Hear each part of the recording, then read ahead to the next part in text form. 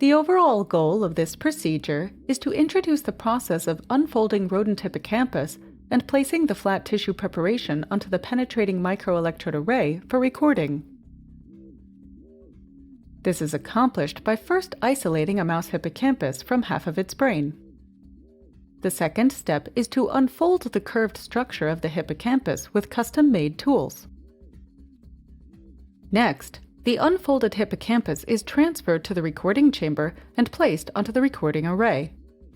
The final step is to remove the unfolded hippocampus from the array after the experiment. Ultimately, individual normalization mapping method is used in data analysis to show the neural activity propagation recorded by the penetrating microelectrode array. Well, the main advantage of this technique is that it allows us to record neural activity in two directions, transverse and longitudinal. In order to see the actual propagation of neural activity, you need an intact hippocampus.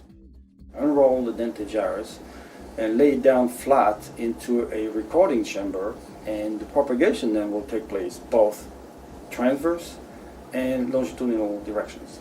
And we were able to then figure out the speed of propagation of the tissue, of the activity in the two directions, and we were able to study the propagation mechanisms, in particular the non-synaptic mechanisms.